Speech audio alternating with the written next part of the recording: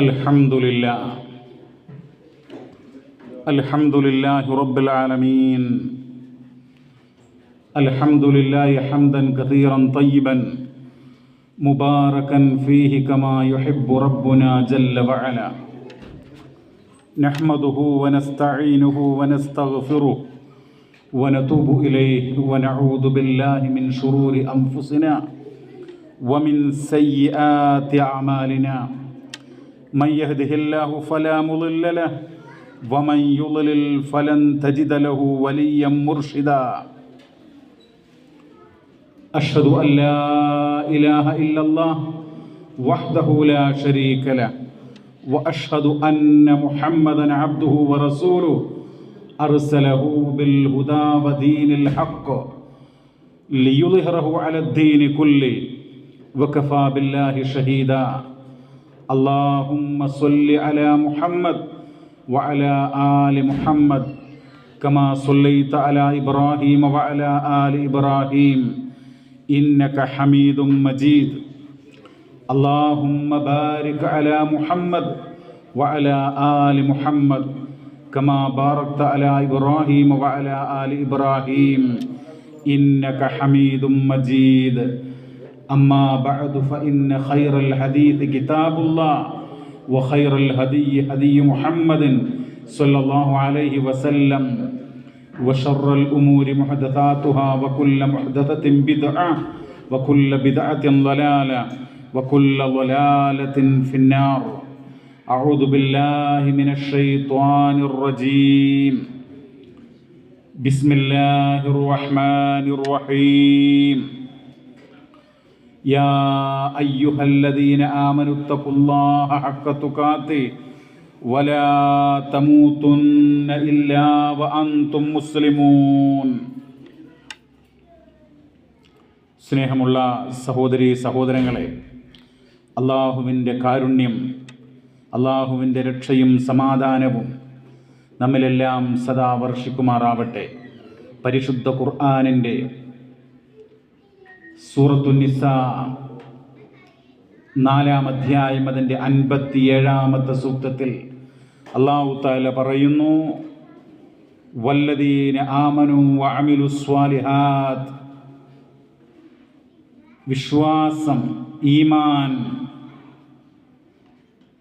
അതുപോലെ തന്നെ സുകൃതങ്ങൾ, അതിൻ്റെ ആളുകൾക്ക് സനുദ്ഖിലുഹും ജന്നാത്തിൻ തജ്രി മിൻ തഹ്തിഹൽ അൻഹാർ, അടിഭാഗത്തുകൂടെ ആറുകൾ ഒഴുകുന്ന സ്വർഗീയ ആരാമങ്ങളിൽ അവരെ നാം പ്രവേശിപ്പിക്കും. ഖാലിദീന ഫീഹാ അബദാ, അവർ അതിൽ ശാശ്വതവാസികളായിരിക്കും. ലഹും ഫീഹാ അസ്വാജും മുതഹ്ഹറ, അവർക്കതിൽ പരിശുദ്ധകളായിട്ടുള്ള ഇണകളുണ്ടായിരിക്കും. എന്നിട്ട് പറയുന്നു, വനുദ്ഖിലുഹും ളില്ലൻ ളലീല, അവരെ നാം ശക്തമായിട്ടുള്ള ഒരു തണൽ, ഇടതൂർന്ന തണലിൽ നാം പ്രവേശിപ്പിക്കും. അല്ലാഹു തആല വിശുദ്ധ ഖുർആൻ പറയുകയാണ്. എന്നാൽ ഇതിൻ്റെ ഒരു മറുവശമുണ്ട്. ഈമാനിന് പകരം, സത്യവിശ്വാസത്തിന് പകരം സത്യനിഷേധം, സൽക്കർമ്മങ്ങൾക്ക് പകരം ദുഷ്കർമ്മങ്ങൾ, അധർമ്മങ്ങൾ, അതിൻ്റെ ആളുകൾക്കുള്ള അവസ്ഥകൾ വിശുദ്ധ ഖുർആൻ രേഖപ്പെടുത്തുന്നു. ഇൻതലിഖൂ ഇലാ ളില്ലിൻ ദീ സലാസി ശുഅബ്, 3 ശാഖകളുള്ളതായ ആ തണലിലേക്ക് നിങ്ങൾ പോയിക്കൊള്ളുക, അങ്ങോട്ട് നിങ്ങൾ പ്രയാണം നടത്തുക. ലാ ളലീലിൻ, അത് തണലല്ല, അത് തണൽ നൽകുന്ന ഒന്നല്ല. വലാ യുഗ്നീ മിനൽ ലഹബ്, തീയിൻ്റെ ജ്വാലയിൽ നിന്ന് ഒരു രക്ഷ നൽകുന്ന, പര്യാപ്തമാകുന്ന ഒന്നല്ല. അങ്ങനെയുള്ള ഒരു തണലല്ല എന്ന് വിശുദ്ധ ഖുർആനിൻ്റെ സൂറ അൽ മുർസലാത്ത് 30-31 പറയുന്നു. 56-ാം അധ്യായം സൂറത്തുൽ വാഖിഅ, അതിലും തണലിനെ സംബന്ധിച്ച് പറയുന്നു. തണൽ അതിൽ പറയുന്ന തണല് വഅസ്ഹാബു ശിമാലി മാ അസ്ഹാബു ശിമാൽ, ഇടതുപക്ഷത്തിൻ്റെ ആളുകൾ. എന്താണ് ഇടതുപക്ഷം? ഫീ സമൂമിൻ വഹമീം, മനുഷ്യൻ്റെ രോമകൂപങ്ങളിൽ തുളച്ച് കയറുന്ന ആ ഒരു ഉഷ്ണ കാറ്റ് ശിക്ഷ. വഹമീം, ചുട്ടുതിളക്കുന്ന ദുർഗന്ധം വമിക്കുന്ന അവിടുത്തെ പാനീയം. വളില്ലിൻ മിൻ യഹ്മൂം, കരിമ്പുകയുടെ തണൽ. അപ്പോൾ അതൊരു വശം. മനുഷ്യൻ്റെ അവസ്ഥ എന്ന് പറയുന്നത് സ്വഹീഹുൽ ബുഖാരിയുടെ 6532 വചനത്തിൽ കാണാം. മഹ്ശറയിൽ ഒരുമിച്ച് കൂട്ടിയാൽ ജനങ്ങൾ വിയർപ്പിലായിരിക്കും. യഅറുഖുന്നാസു യൗമൽ ഖിയാമ, അന്ത്യനാളിൽ ചില ജനങ്ങൾ വിയർപ്പിലായിരിക്കും.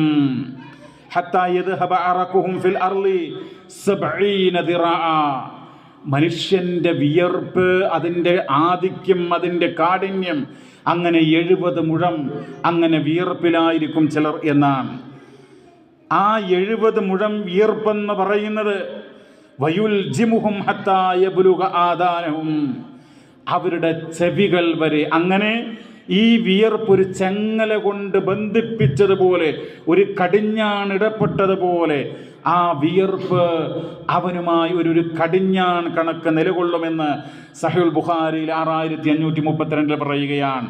മഹാനായ നബി സല്ലല്ലാഹു അലൈഹി വസല്ലമ പറഞ്ഞതായിട്ട് ഇമാം മുസ്ലിം രേഖപ്പെടുന്ന മറ്റൊരു വചനം ഇങ്ങനെയാണ്. പ്രിയമുള്ളവരെ, അതിൻ്റെ ചുരുക്കം: കത്തിജ്വലിക്കുന്ന സൂര്യൻ മനുഷ്യന്റെ മൂർധാവിലേക്ക് വളരെ അടുത്തു നിൽക്കും. തുദിന ശംസു യൗമൽ ഖിയാമ മിനൽ ഖൽഖ്, സൃഷ്ടികളോട് ആ സൂര്യൻ വളരെ അടുത്ത് നിൽക്കും.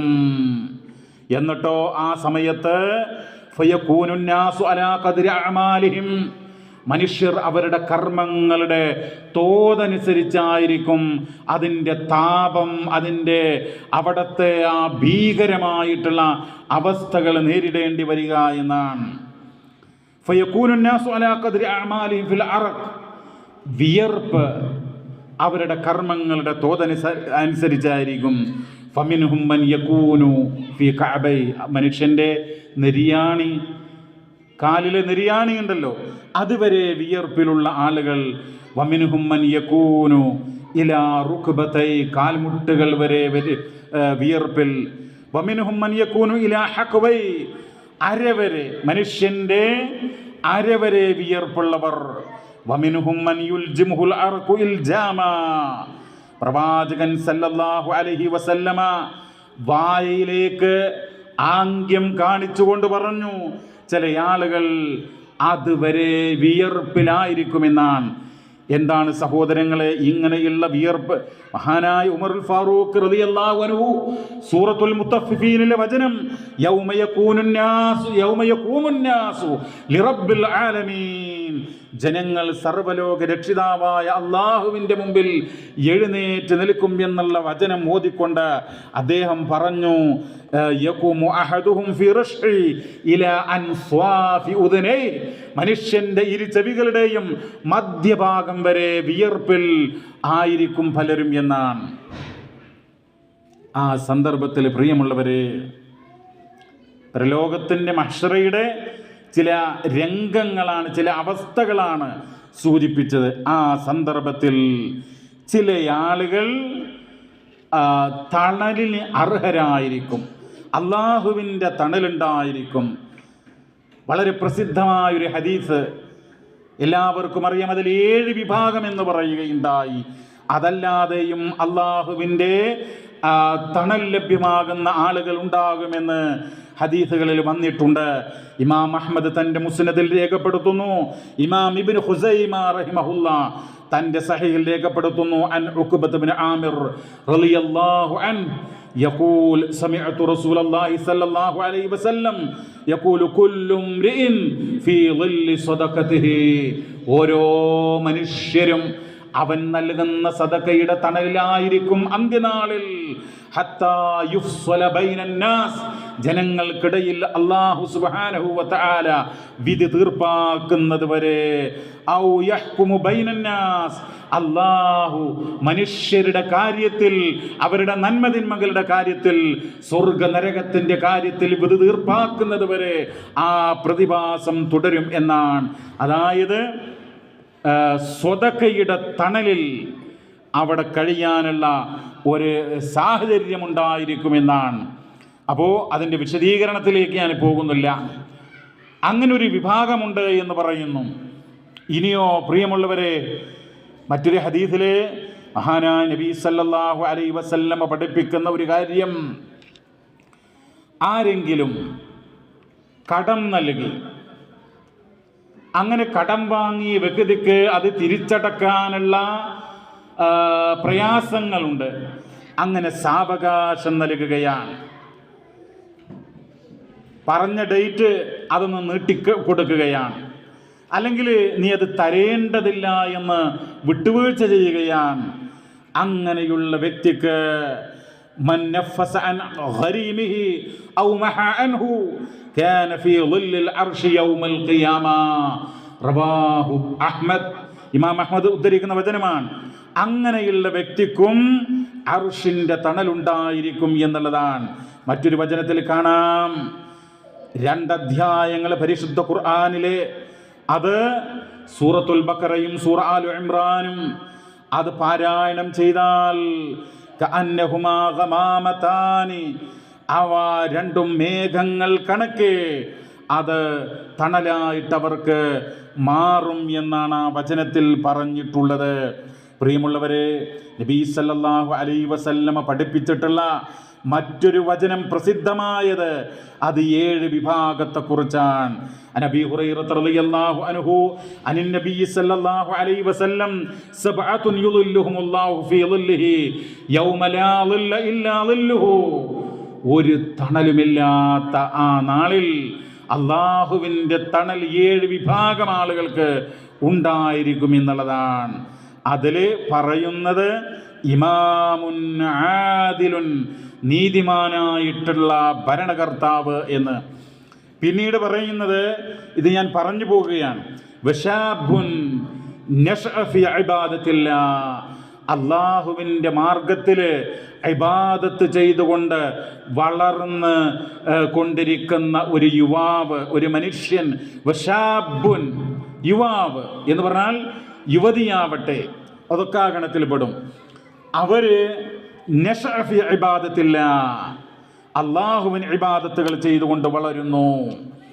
മൂന്നാമതായിട്ട് പറയുന്നത് വറജുലുൻ ഖൽബുഹു മുഅല്ലഖുൻ ഫിൽ മസാജിദ്, പള്ളികളുമായി കൊണ്ട് ഹൃദയം ബന്ധിപ്പിക്കപ്പെട്ടവർ എന്നാണ്. എന്ന് പറഞ്ഞു കഴിഞ്ഞാൽ പള്ളിയുമായി കൊണ്ട് വളരെ ഹൃദ്യമായ ബന്ധം, ജമാഅത്തിന് പോകുന്നു, ജുമഅക്ക് പോകുന്നു, അതൊക്കെ വളരെ ആത്മാർത്ഥമായിട്ട് നിർവഹിക്കുന്നു. അത് നഷ്ടപ്പെട്ടാൽ മനസ്സിന് വേദനയുണ്ടാകുന്നു. അവിടെ പോയിട്ട് പ്രാർത്ഥിക്കുവാനും അള്ളാഹുവിനോട് പാപമോചനം തേടാനും അള്ളാഹുവിനോട് പശ്ചാത്തപിക്കുവാനും അള്ളാഹുവിനെ സ്മരിക്കുവാനുമൊക്കെ സമയം കണ്ടെത്തുന്നു. അതിൻ്റെ പരിപാലനത്തിനും അതിൻ്റെ നിർമ്മാണത്തിനും അതുമായി ബന്ധപ്പെട്ട നന്മകൾക്കുമൊക്കെ അവന് സമയം കണ്ടെത്തുന്നു, സമ്പത്ത് ചെലവഴിക്കുന്നു. ആ പള്ളിയോടുള്ളൊരു സ്നേഹം അവൻ്റെ മനസ്സിൽ ദൃഢമാണ്, രൂഢമൂലമാണ്. അങ്ങനെയുള്ള ആളുകൾ, അതാണ് പള്ളിയുമായി കൊണ്ട് ഹൃദയബന്ധം, ആത്മബന്ധം. വറജുലാനി തഹാബ്ബാ ഫില്ലാഹ്, 2 വ്യക്തികൾ, ആണാവട്ടെ പെണ്ണാവട്ടെ, അവർ പരസ്പരം സ്നേഹിക്കുന്നു, ഇഷ്ടപ്പെടുന്നു. അള്ളാഹുവിൻ്റെ മാർഗത്തിലുള്ള ഇഷ്ടം. ഇജ്തമഅ അലൈഹി, അവർ ഒരുമിച്ച് കൂടുന്നത് അള്ളാഹുവിൻ്റെ മാർഗത്തിലാണ്, അള്ളാഹുവിനെ സ്നേഹിക്കുന്നത് കൊണ്ടാണ്, ഭൗതികമായ നേട്ടങ്ങൾക്ക് വേണ്ടിയല്ല. അവര് അവൻ്റെ കൂട്ടുകാരൻ്റെ സമ്പത്തോ അവൻ്റെ പേഴ്സോ അല്ലെങ്കിൽ അവൻ്റെ ബാങ്ക് ബാലൻസോ അവൻ്റെ അധികാരങ്ങളോ കണ്ടുകൊണ്ടല്ല, അവൻ രഹസ്യത്തിലും പരസ്യത്തിലും റബ്ബിനെ സൂക്ഷിക്കുന്നു. അവന് ധർമ്മനിഷ്ഠയുള്ളവനാണ്. അവൻ ആത്മാർത്ഥമായി കൊണ്ട് അല്ലാഹുവിൻ്റെ പ്രതിഫലം മോഹിച്ചുകൊണ്ട് ഇബാദത്തുകൾ ചെയ്യുന്ന നല്ല വ്യക്തിത്വമാണ് എന്ന് അറിഞ്ഞുകൊണ്ട് അങ്ങനെ സ്നേഹിക്കുന്നവർ, അതാണ് അവിടെ ഉദ്ദേശിക്കുന്നത്. അങ്ങനെ അവർ പിരിയുന്നതും ആ ഇഷ്ടത്തോടുകൂടെ, അള്ളാഹുവിൻ്റെ മാർഗത്തിലുള്ള സ്നേഹത്തോടുകൂടെ. എന്നിട്ട് പറഞ്ഞു, വറജുലുൻ ദഅതുഹു ഇംറഅതുൻ ദാതു മൻസിബിൻ വജമാലിൻ, ഉന്നതമായ സ്ഥാനമുള്ള നല്ല ചന്തമുള്ള ഒരു ഭംഗിയുള്ള ഒരു സഹോദരി, അവളെ വറജുലുൻ ദഅതുഹു എന്നാണ് ഒരു പുരുഷൻ വിളിക്കുകയാണ് ഇംറഅതൻ, ഒരു സ്ത്രീയെ. ആ സ്ത്രീ എന്ന് പറയുന്നത് ഉന്നതമായ സ്ഥാനവും മനോഹാരിതയുമുള്ള നല്ല ഭംഗിയുള്ള സ്ത്രീയാണ്. ഈ സ്ത്രീ അങ്ങോട്ട് വിളിച്ചാൽ ഇങ്ങോട്ട് വിളിച്ചാൽ, ഹദീസിലെ പരാമർശം വറജുൽ ദഅതുഹു ഇംറഅത്തുൻ എന്നാണ്, സ്ത്രീ വിളിക്കുകയാണ്. നിങ്ങൾ നോക്കൂ, ഒരു പുരുഷനെ സംബന്ധിച്ചിടത്തോളം അവനൊരു ഭംഗിയുള്ള സഹോദരി, നല്ല സ്ഥാനമുള്ള ഭംഗിയുള്ള അങ്ങനെയുള്ള ഒരു സ്ത്രീ വിളിക്കാൻ. അപ്പൊ ആ മനുഷ്യൻ പറയാണ്, ഫഖാല ഇന്നി അഖാഫുല്ലാ, ഞാൻ അല്ലാഹുവിനെ ഭയപ്പെടുന്നു എന്ന മനുഷ്യൻ പറയുകയാണ്. അങ്ങനെയുള്ള ആളുകൾക്ക് അർശിന്റെ തണലുണ്ടായിരിക്കും. വറജുലുൻ തസദ്ദഖ ബിസദഖത്തിൻ, ആ സംഭവം നമുക്കറിയാം, വിശുദ്ധ ഖുർആനിൽ തന്നെ അതുമായി ബന്ധപ്പെട്ട് പരാമർശം ഉണ്ടല്ലോ. യൂസുഫ് നബിയുടെ, ഇന്ന് ഈ പള്ളിയിൽ ഖുതുബ യൂസുഫ് നബിയുടെ കഥയുമായി ബന്ധപ്പെട്ട സംഭവങ്ങളായിരുന്നു. അപ്പോൾ യൂസുഫ് നബി അലൈഹി സ്വലാത്തു വസ്സലാമയുടെ ആ സംഭവം എന്താ പഠിപ്പിക്കുന്നത്? അവിടുത്തെ ആ രാജ്ഞി അവര് വിളിച്ചപ്പോ, എല്ലാ സാഹചര്യവും ഒരുക്കിയപ്പോ, മആദല്ലാ, അള്ളാഹുവിനോട് ഞാൻ അഭയം തേടുന്നു എന്നവർ യൂസുഫ് നബി അലൈഹി സ്വലാം പറഞ്ഞല്ലോ. അപ്പോ ആ ഒരു ഈമാൻ, അള്ളാഹുവിനെ ഭയപ്പെട്ടുകൊണ്ട് മനസ്സ് മോഹിക്കുന്ന ഏതൊരു പുരുഷനും, ഏതൊരു യുവത്വമുള്ള, രക്തമുള്ള, മജ്ജയുള്ള, മാംസമുള്ള, വിചാരങ്ങളുള്ള ഏതൊരു പുരുഷനാവട്ടെ സ്ത്രീയാവട്ടെ ആഗ്രഹിക്കുന്ന ഒരു കാര്യം, അതും ഏറ്റവും മികച്ച തോതിൽ, ഏറ്റവും അനുകൂലമായ സാഹചര്യത്തിൽ അത് കിട്ടുമ്പോൾ, ഇന്നി അഖാഫുല്ലാ, ഞാൻ അല്ലാഹുവിനെ ഭയപ്പെടുന്നു എന്ന് പറയാൻ യൂസുഫ് നബിയുടെ ഭാഷയിൽ മആദല്ലാ, അല്ലാഹുവിനോട് ഞാൻ ശരണം തേടുന്നു എന്ന് പറയുക. അങ്ങനെയുള്ള ആളുകൾക്ക് തണൽ കിട്ടും എന്നുള്ളതാണ്. വറജുലുൻ തസദ്ദഖ ബിസദഖത്തിൻ, സദഖയെ സംബന്ധിച്ച് ഈ ഹദീസിലും ആവർത്തിച്ചിട്ടുണ്ട്, ഇതിലും വന്നിട്ടുണ്ട്. സദഖ ചെയ്യുകയാണ്. സദഖ നമ്മളൊക്കെ ചെയ്യാറുണ്ട്. പക്ഷേ തണൽ കിട്ടാനുള്ള സദഖയുടെ പ്രത്യേകത എന്താ?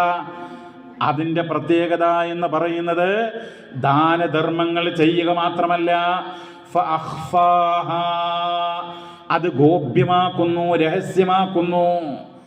ഹത്താ ലാ തഅലമ ശിമാലുഹു മാ തുൻഫിഖു യമീനുഹു, വലതു കൈ നൽകുന്നത് ഇടത് കൈ അറിയാത്ത വിധത്തിൽ എന്ന് പറഞ്ഞാൽ അതൊരു പ്രത്യേകമായ പ്രയോഗമാണ്. വലത് കൈ നൽകുന്നത് ഇടത് കൈ എന്ന് പറഞ്ഞാൽ അത്രമാത്രം ആത്മാർത്ഥതയുടെ, ഇഖ്ലാസിൻ്റെ ഒരു പരകോടി, അതാണ് അവിടെ ഉദ്ദേശിക്കുന്നത്. ആ രൂപത്തിൽ ആരുമറിയാതെ റബ്ബ് മാത്രം അറിഞ്ഞുകൊണ്ട് സദഖ ചെയ്യുക. അങ്ങനെയുള്ളത് അള്ളാഹുവിൻ്റെ അർശിൻ്റെ തണൽ ലഭ്യമാകുമെന്നാണ്. വറജുലുൻ ദക്കറല്ലാഹ ഖാലിയൻ, ഒരു മനുഷ്യൻ അള്ളാഹുവിനെ ഓർത്തുകൊണ്ട് സ്മരിച്ചുകൊണ്ടിരിക്കുകയാണ്. എങ്ങനെ? ഏകാന്തനായിക്കൊണ്ട്, എല്ലാ സംഗതികളും മാറ്റിവെച്ചുകൊണ്ട് അള്ളാഹുവിനെ ഓർത്തുകൊണ്ട് സ്മരിച്ചുകൊണ്ട് അവനിരിക്കുകയാണ്. അവൻ്റെ മനസ്സിനെ വല്ലാതെ സ്പർശിച്ചിട്ടുണ്ട്.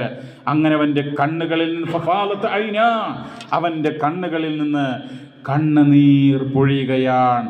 അങ്ങനെയുള്ള വ്യക്തിയും തീർച്ചയായിട്ടും അർശിൻ്റെ തണലിന് അർഹനാണ് എന്നുള്ളതാണ്. മഹാനായിട്ടുള്ള ഇമാം ഇബ്നുൽ ഖയ്യിം റഹിമഹുല്ല തൻ്റെ റൗളത്തുൽ മുഹിബ്ബീൻ എന്ന് പറയുന്ന കിതാബിൽ ഈ വചനങ്ങളെക്കുറിച്ച് രേഖപ്പെടുത്തുകയുണ്ടായി. ഇന്നക ഇദാ തഅമ്മൽത സബ്അ ഒരു 7 വിഭാഗത്തെക്കുറിച്ച് പറഞ്ഞല്ലോ. അവരെക്കുറിച്ച് നീ ചിന്തിച്ചാൽ ആ 7 വിഭാഗം എന്ന് പറയുന്നത് അല്ലദീന യുളില്ലുഹുമുല്ലാഹു അസ്സ വജല്ല ഫീ ദില്ലി അർശിഹി, അല്ലാഹു സുബ്ഹാനഹു വ തആല തൻ്റെ അർശിൻ്റെ തണലിൽ നൽകുന്ന ആ തണൽ നൽകുന്ന 7 വിഭാഗം. അതെങ്ങനെയാണ് അവർ കരസ്ഥമാക്കുന്നത്? വെറുതെ കിട്ടുന്നതാണോ? അദ്ദേഹം പറയാൻ ഇന്നമാ നാലു ദാലിക ളല്ല ബിമുഖാലഫത്തിൽ ഹവാ. മനുഷ്യൻ്റെ ദേഹേച്ഛയുണ്ടല്ലോ, മനസ്സിൻ്റെ ദുഷ്ടമോഹങ്ങള്, തെറ്റായ ചിന്തകള്, മനസ്സിൻ്റെ ദുഷ്പ്രവണതകള്, അതിനെ എതിർത്ത് തോൽപ്പിച്ച്, സമരം ചെയ്ത് തോൽപ്പിച്ച്, ഈമാന് കൊണ്ട് എതിരേറ്റ് അങ്ങനെയുള്ള ആളുകൾക്കാണത് നേടിയെടുക്കാൻ സാധിക്കുക എന്നാണ് മഹാനായിട്ടുള്ള ഇമാം ഇബ്നുൽ ഖയ്യിം റഹിമഹുല്ല രേഖപ്പെടുത്തുന്നത്. പ്രിയമുള്ളവരെ, ഇവിടെ നമ്മൾ അറിയേണ്ടതായ ഒരു കാര്യം, ഞാൻ അടിവരയിട്ട് സൂചിപ്പിക്കുന്ന ഒരു കാര്യം, ഇതിൽ പറഞ്ഞിട്ടുള്ള ഓരോ വിഭാഗവും നമുക്കെല്ലാവർക്കും പാഠമാണ്. പക്ഷേ വശാബുൻ നശഅ ഫീ ത്വഅത്തില്ലാഹ്, അള്ളാഹുവിന് ഇബാദത്ത് ചെയ്തുകൊണ്ട് വളരുന്ന ഒരു യുവാവ്, അങ്ങനെയുള്ള ഒരു വ്യക്തിയെ സംബന്ധിച്ച് നമ്മൾ ചിന്തിക്കേണ്ടതുണ്ട്. നമ്മുടെ കൂട്ടത്തിലൊക്കെ യുവാക്കളുണ്ട്. ആരാണ് യുവാവെന്ന് പറയുന്നത്? ടീനേജ് കഴിഞ്ഞിട്ടുള്ള 40 വയസ്സിനോട് അടുത്ത് നിൽക്കുന്ന അങ്ങനെയുള്ള ആളുകൾക്കാണ് യുവാവ് എന്ന് പറയാറുള്ളത്. ഏതായിരുന്നാലും മധ്യവയസ്കൻ 50 വയസ്സായ ആളുകളെ കുറിച്ച് പറയാറുണ്ട്. യുവത്വം അള്ളാഹുവിന് ഇബാദത്ത് ചെയ്തുകൊണ്ട് മുന്നോട്ട് നയിക്കാൻ നമുക്ക് കഴിഞ്ഞാൽ തീർച്ചയായും അള്ളാഹുവിൻ്റെ അർശിൻ്റെ തണൽ. നിങ്ങളൊന്ന് ആലോചിച്ച് നോക്കൂ, ഇസ്ലാമിക ചരിത്രത്തിലെ എത്രയോ സ്വഹാബി വര്യന്മാർ, അവരുടെ ചരിത്രം നമ്മുടെ മുമ്പിലുണ്ട്. അവരൊക്കെ എന്തെല്ലാം ത്യാഗങ്ങളാണ് അനുഭവിച്ചിട്ടുള്ളത്. നമ്മൾ അള്ളാഹുവിൻ്റെ മാർഗത്തിൽ പ്രബോധന പ്രവർത്തനങ്ങൾ നമ്മുടെ ബാധ്യതയാണല്ലോ. നമ്മൾ 5 നേരം നമസ്കരിക്കുക, ജോലിക്ക് പോകുക, ഭക്ഷണം കഴിക്കുക, കുടുംബവുമായിട്ട് അങ്ങനെ കഴിയുക എന്ന് മാത്രമല്ല, ഇസ്ലാമിക ദഅവത്ത്, ഇസ്ലാമിക പ്രബോധനം എല്ലാവരുടെയും ബാധ്യതയാണ്. അതിന് എല്ലാവരും സാധിക്കുന്ന രൂപത്തിൽ സഹകരിക്കേണ്ടതുണ്ട്. ചില ആളുകൾക്ക് ഓരോ കഴിവുകളായിരിക്കും.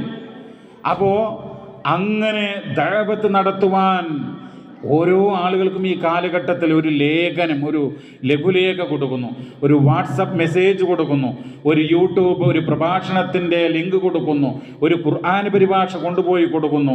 ഇങ്ങനെ എന്തെല്ലാം കാര്യങ്ങളുണ്ട് നമ്മുടെ ചുറ്റുപാടിൽ. പ്രിയമുള്ളവരെ, ഇസ്ലാമിൻ്റെ വിധിവിലക്കുകളിൽ നിന്ന് അകന്നു നിൽക്കുന്നവരില്ലേ, ഇസ്ലാമിനെ കുറിച്ച് പഠിക്കാത്തവരില്ലേ, തെറ്റിൻ്റെ മാർഗത്തിൽ സഞ്ചരിക്കുന്നവരില്ലേ, അവരോട് അള്ളാഹുവിൻ്റെ ഖുർആനിൽ ഒരു വചനം പറയാൻ, അള്ളാഹുവിൻ്റെ ഹബീബായ നബി സല്ലല്ലാഹു അലൈഹി വസല്ലമയുടെ ഒരു ഉപദേശം പറയുവാൻ നമുക്ക് കഴിയാറുണ്ടോ? അതെല്ലാവരുടെയും ബാധ്യതയാണ്. ആ ബാധ്യതാ നിർവഹണത്തിൻ്റെ പേരിൽ ഇസ്ലാമിക ചരിത്രത്തിൽ അള്ളാഹുവിൻ്റെ റസൂലിൻ്റെ സ്വഹാബിമാരനുഭവിച്ച ത്യാഗങ്ങൾക്ക് കയ്യും കണക്കുമില്ല. പ്രിയമുള്ളവരെ, മുആദ് ബിൻ ജബൽ റളിയല്ലാഹു അൻഹുവിനെ കുറിച്ച് നിങ്ങൾ കേട്ടിട്ടില്ലേ? അദ്ദേഹത്തിൻ്റെ ചരിത്രത്തിൽ പറയുന്നത്, അദ്ദേഹം സ്വർഗത്തിലെ യുവാക്കളുടെ പണ്ഡിതന്മാരുടെ നേതാവാണ് എന്നുള്ളതാണ്.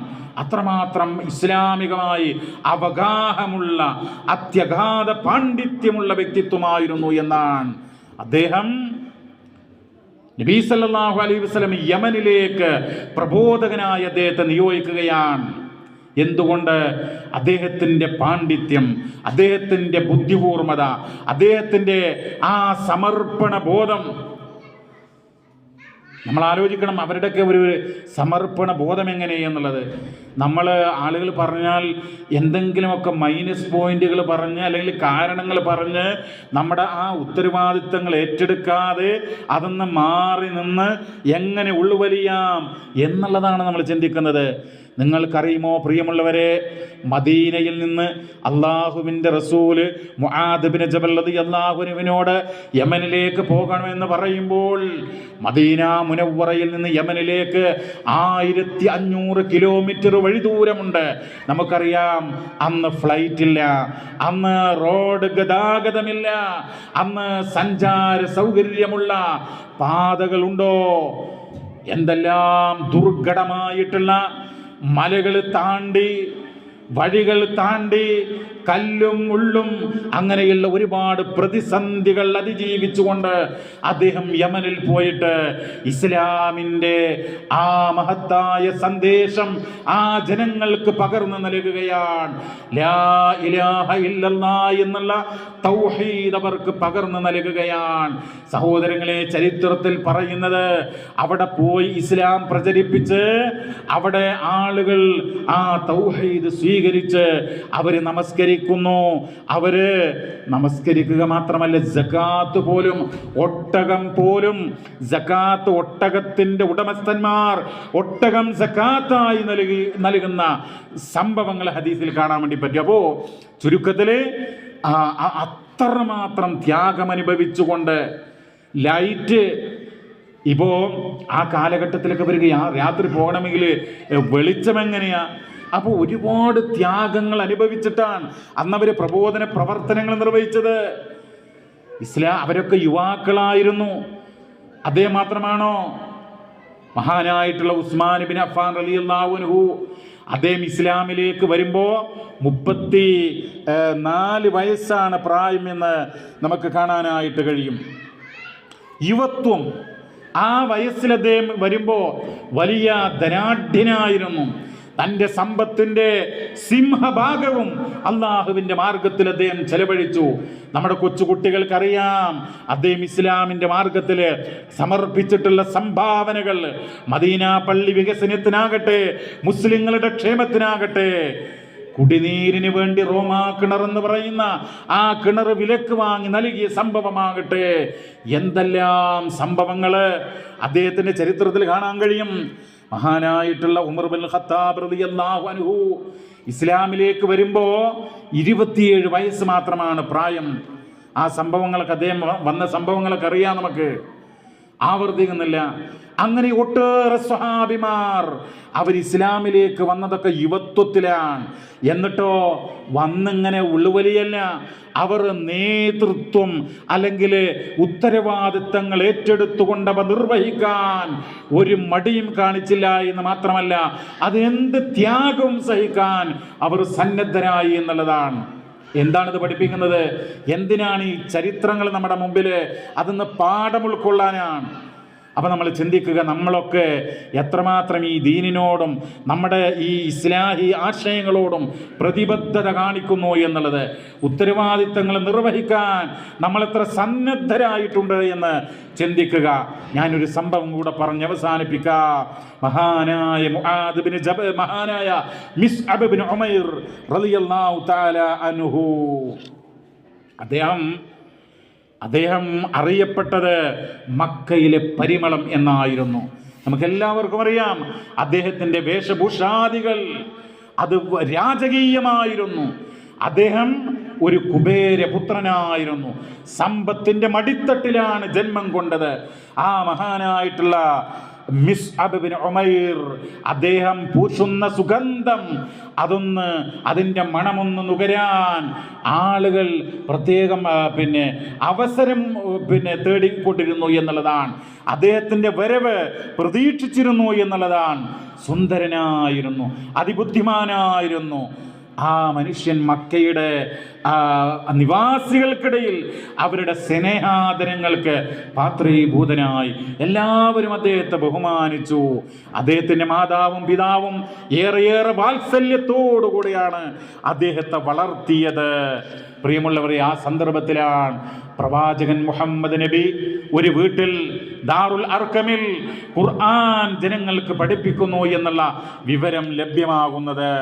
മിസ്അബ് റളിയല്ലാഹു അൻഹു രഹസ്യമായിട്ട് തൻ്റെ മാതാവ് ശക്തയായ മാതാവാൻ, പ്രതാപമുള്ള മാതാവാൻ, അധികാരമുള്ള മാതാവാൻ, സമ്പന്നത ഏറെയുള്ള മാതാവാൻ. ആ മാതാവ് അറിയാതെ പ്രവാചകന്റെ ആ വായിൽ നിന്ന് വിശുദ്ധ സൂക്തങ്ങൾ കേൾക്കാൻ വേണ്ടി മഹാനായ മിസ്അബ് ഇബ്നു ഉമൈർ റളിയല്ലാഹു അൻഹു പോയി. അങ്ങനെ ഖുർആനിൻ്റെ ആ ആശയ ഗാംഭീര്യം അദ്ദേഹത്തിൻ്റെ ഹൃദയത്തെ സ്പർശിച്ചു. അദ്ദേഹം അതിലാകൃഷ്ടനായി വീണ്ടും ആ ക്ലാസ്സിന് പോയി. ഉസ്മാൻ ഇബ്നു ത്വൽഹ എന്ന് പറയുന്ന ഒരു വ്യക്തി അദ്ദേഹം ഈ ക്ലാസ്സിൽ പങ്കെടുക്കുന്നത് കണ്ടു. മിസ്അബ് ഇബ്നു ഉമൈറിന്റെ മാതാവായിട്ടുള്ള കുനാസയെ പോയിട്ട് നിങ്ങളുടെ മകനതാ ഈ കാര്യങ്ങൾക്ക് പോകുന്നു എന്നറിയിച്ചു. പ്രിയമുള്ളവരെ, എന്താ സംഭവിച്ചത്? മാതാവ് മകനെ വിളിച്ചുകൊണ്ട് ശക്തമായി കൊണ്ട് ഉപദേശിച്ചു. പക്ഷേ അദ്ദേഹം അതിൽ നിന്ന് പിന്മാറാൻ തയ്യാറായില്ല. മാതാവ് ചെങ്ങലകൾ കൊണ്ട് അവനെ ബന്ധിക്കാൻ പ്രത്യേകം കൂലിക്കാരെ വിളിച്ചു. അങ്ങനെ ബന്ധനസ്ഥനാക്കി. മറ്റൊരു ഭാഷയിൽ പറഞ്ഞാൽ ഒരുതരം ജയിൽവാസം നൽകി എന്നുള്ളതാണ്. ആ ജയിൽവാസം അനുഭവിക്കുമ്പോഴും മാതാവിൻ്റെയും പാറാവുകാരുടെയും കണ്ണുവെട്ടിച്ചുകൊണ്ട് അദ്ദേഹം ദാറുൽ അർക്കമിലേക്ക് മറ്റൊരു തവണ പോകുന്നുണ്ട്. അങ്ങനെ മാതാവിനോട് നിരന്തരം കലഹിക്കുകയാണ്. എന്തിനാണ് കലഹിക്കുന്നത്? ആദർശം സ്വീകരിച്ചതിൻ്റെ പേരിൽ, ലാ ഇലാഹ ഇല്ലല്ലാഹ് സ്വീകരിച്ചതിൻ്റെ പേരിൽ, മുസ്ലിമായതിൻ്റെ പേരിൽ. മാതാവിനോട് പറഞ്ഞു, നിങ്ങൾ സൃഷ്ടാവായ അള്ളാഹുവിനെ മാത്രമേ ആരാധിക്കാവൂ. ആ അള്ളാഹുവിൻ്റെ പ്രവാചകനാണ് മുഹമ്മദ്. ആ മുഹമ്മദ് നബിയിൽ നിങ്ങൾ വിശ്വസിക്കണം. പക്ഷേ മാതാവ് കോപാന്തയായിക്കൊണ്ട് ഒരു പുലിയെപ്പോലെ പുത്രനോട് ചാടുകയാണ്. നീ ഈ പുതിയ മതം ഉപേക്ഷിക്കുന്നില്ല എങ്കിൽ എന്നെ വിട്ടു പോയിക്കൊള്ളുക. എൻ്റെ സ്വത്തിൽ നിനക്ക് അവകാശമില്ല, എന്നോടൊരു ബന്ധവും നിനക്കുണ്ടായിരിക്കുന്നതല്ല എന്നാണ് ആ മാതാവ് പറഞ്ഞ്. അത്രമാത്രം സത്യനിഷേധത്തിൻ്റെ അഗാധ ഗർത്തത്തിൽ ആ സ്ത്രീ പെട്ടിരുന്നു എന്നുള്ളതാണ്. സഹോദരങ്ങളെ, മഹാനായ മുസ്അബ് ഇബ്നു ഉമൈർ റളിയല്ലാഹു അൻഹു കുബേരനായി ജനിച്ച, സമ്പത്തിന്റെ മടിത്തട്ടിൽ വളർന്നു വന്ന, രാജകീയമായ പ്രൗഢി അനുഭവിച്ച ആ മുസ്അബ് ഇബ്നു ഉമൈർ വീട്ടിൽ നിന്ന് ഇറങ്ങുകയാണ്. അദ്ദേഹത്തിന് സമ്പത്തില്ല. അദ്ദേഹത്തിന് എന്താണുള്ളത്? വിശ്വാസമാണ്, ഈമാനാണ്. അത് മാത്രമാണ്. പ്രവാചകന്റെ അടുക്കൽ നിന്ന് കൂടുതൽ ഇസ്ലാമിക വിജ്ഞാനം നേടി. അദ്ദേഹം ബുദ്ധിയുള്ളവനായിരുന്നു, അദ്ദേഹം സൗമ്യനായിരുന്നു, അദ്ദേഹം സത്യസന്ധനായിരുന്നു. അദ്ദേഹത്തെ മഹാനായ പ്രവാചകൻ അങ്ങ് മദീനയിലേക്ക് നിയോഗിക്കുകയാണ്.